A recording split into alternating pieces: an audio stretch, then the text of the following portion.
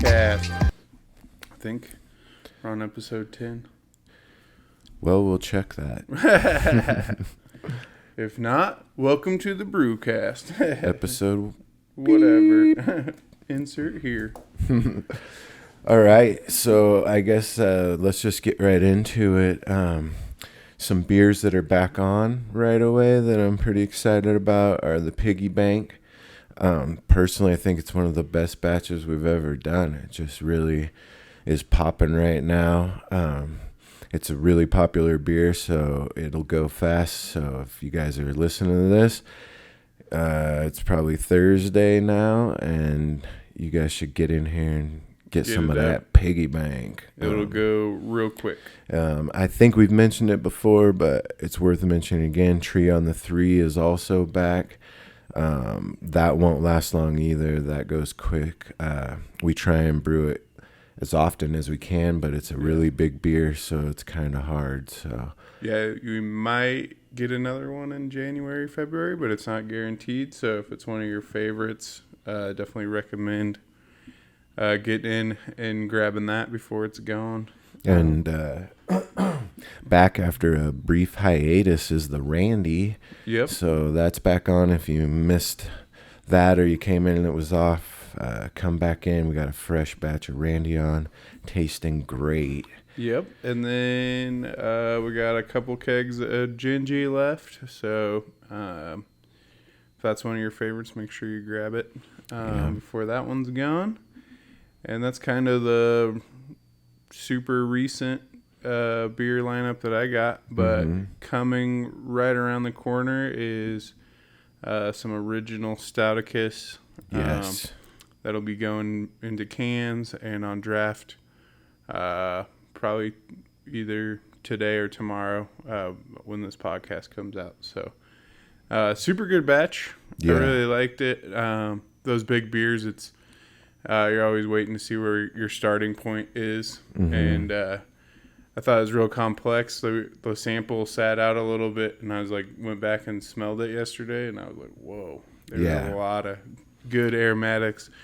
Like I got a nice like caramely brown sugar off of it. So when it's young like that and it's already putting those off, I was super excited. So yeah, this batch went off without a hitch. Usually that's not the case with Stouticus. It's so big, there's always some kind of a problem. This thing fermented great, fermented out nicely. So there's not a bunch of residual sugars in it. It got a good alcohol content on it, and it's dangerously smooth for that big of a beer. Yeah, brewing those big imperial stouts, the biggest obstacle is fermenting out your sugar, and it's just years of calling yeast labs, talking to people, getting the ins and outs, and trying to figure out how you get those gravities. And eventually we're going for Stouticus Maximus. So it's fun messing with those big beers. So Stouticus is back, and I'm pretty sure we're gonna have to brew a Maximus in the next 3 to 4 weeks. So it's that time of year with the big imperial stouts are coming. So if that's your jam, be sure to stay tuned and grabbing those up as they come out, because it's only once or twice a year that we get to brew them. So yeah, and this particular one's actually done, so we actually have tasted it. Yeah, the Stouticus is ready to go. And it is like, I know we say it a lot, it's just one of the best Stouticuses we've ever brewed, if not the best one. I guess that's the way it should be. We shouldn't be going backwards. So if you hear me say that a lot, that just means we're on the right track. And it's like, West Coast Randy, Shoehorn, Amber Blonde, we get a ton of practice. We brew them all the time. But when you're like the ingredients list and all that on Stouticus, it's like things evolve a little bit. So it's always like you're searching and seeing and then doing little tweaks to make it this much better. So that's what's fun about brewing those beers that are, once, twice, maybe 3 times a year. You get to see the progress and stuff that we would notice, but exciting nonetheless. On the Minden front, Bauer brewed up a classic, kind of like a West Coast double IPA yesterday. Super clean, no caramel malts. It's going to get some New Zealand hops in the dry hop, so should be a really fun beer. We kind of brainstormed it on Tuesday and he brewed it on like Wednesday. So, and that'll be like a brew lab. Yep, that'll be a brew lab. It's a 3-barrel batch, so you should see it at both locations probably in a couple weeks. The dry hop beers are a little slower to get out just because we're waiting for stuff to clarify. So right. Definitely, you're probably the first to hear about it here. So keep an eye out. Especially if you're drinking down in Minden, and be like, oh yeah, that one's coming. So out of Carson, we do have coming up. It's not a new beer, but we brewed a new one, and it's the Whole Nine Heffy. Oh yeah. So that'll be coming back. That's a nice full flavored beer. It goes good, cold weather or warm weather. So look for that to be coming back within the next week or so. Same thing with cranberry sauced.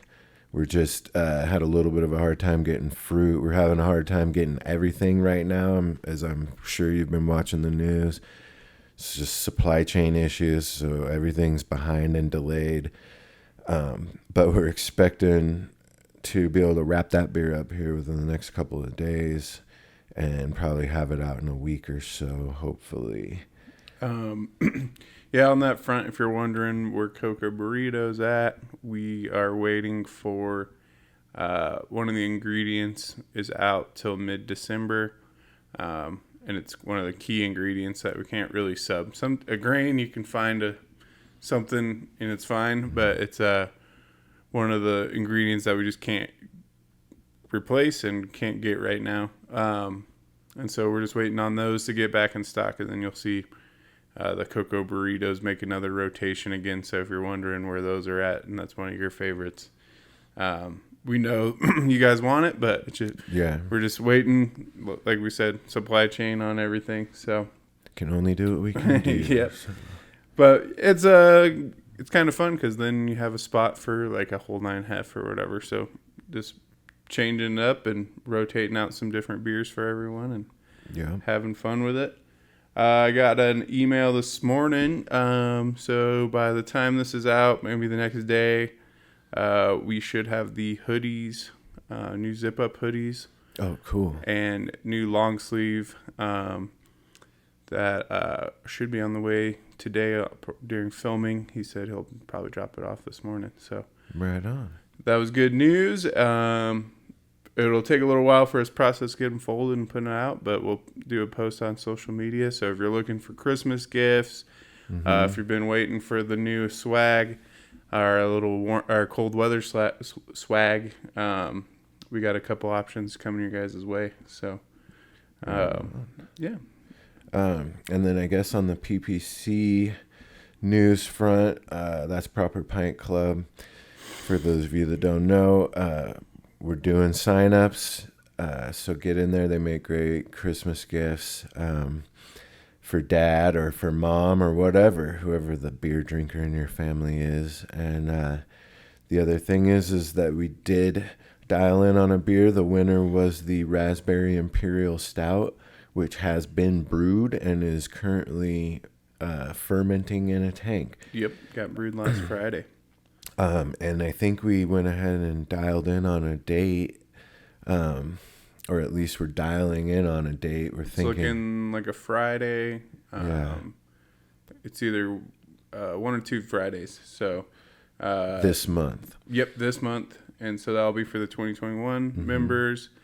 Just a thank you for being supportive. You'll be able to roll into the rec room and grab this exclusive beer that no one else can get, and so that should be a fun little thing. And like we said, just a thank you for the support. And so that'll be coming up, and it'll be posted either Friday or Saturday, the date. So, and then I think do we have music in Minden on Thursday? We got music on Minden.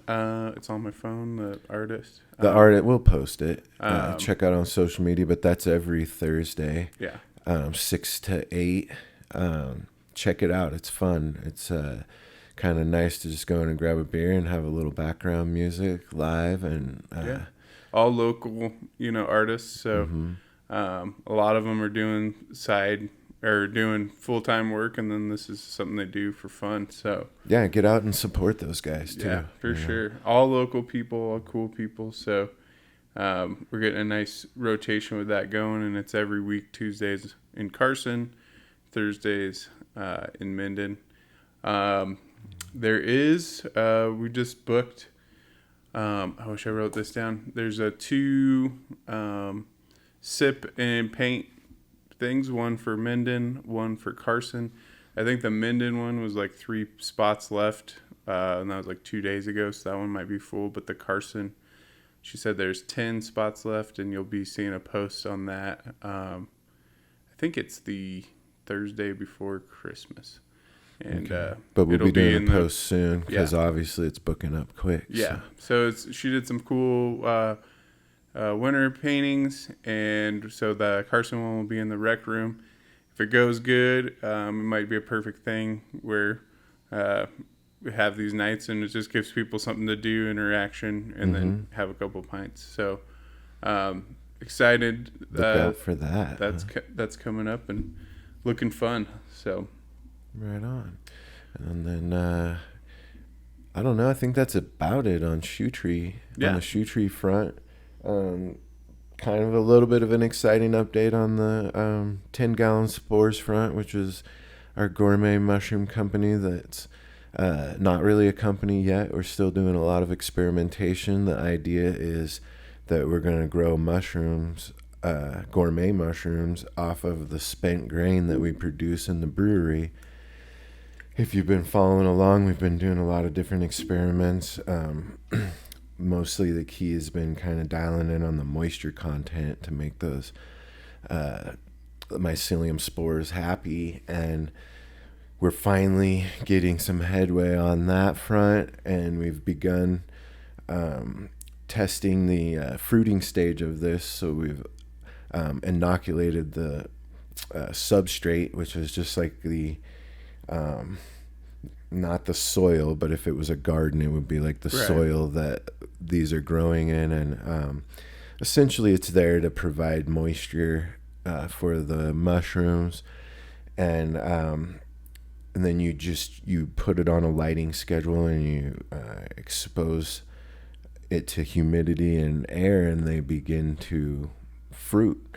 So we're actually have transitioned to that process, and fingers crossed we're looking for some fruiting action, some actual mushrooms within the next, I don't know, couple weeks. But obviously we're learning still, so who knows. But yeah, we did the full, we did one all straw, one 50-50, and one 50-50 spent grain straw, and the one 100%. So it'll be interesting to see, what it likes the best. If it has a difference, but it's definitely super exciting and it's fun. We were building the little trays yesterday, so yeah, it's fun to progress and move things forward and just see some results. So we're excited to see that. We'll be really excited when we actually see some mushrooms growing out of these containers, and we'll definitely pull those out when we get them and put them on camera so you guys can take a look at it. Yep. So yeah, hopefully all those tests are going to keep just being in the positive direction, and we'll just keep chipping away at it, and hopefully soon we'll be having some gourmet mushrooms, and hopefully soon being able to share them with you guys. So yeah, I think for those of you that don't know, we the first 2 that we're trying to fruit are going to be a king oyster and a golden oyster, and we've focused predominantly on oyster right now because that's just kind of known as one of the most resilient and forgiving mushrooms, but it's also just a delicious eating mushroom. So I'm excited to see if we can grow these 100% off of spent grain versus having to do a hybrid or mix it. So that'll be coming up. I'm excited about that and just reporting the results of it to you guys. Yeah. And fair. I think that's about it for this podcast. Just a nice quick one. Quick update of what's going on. And we hope everything rolls smooth with these beers we filled everyone in on, and that we get this merch out, and you guys will be, be a perfect right into Christmas and easy peasy. So right on, guys. right on. All right. Well, Thanks. cheers.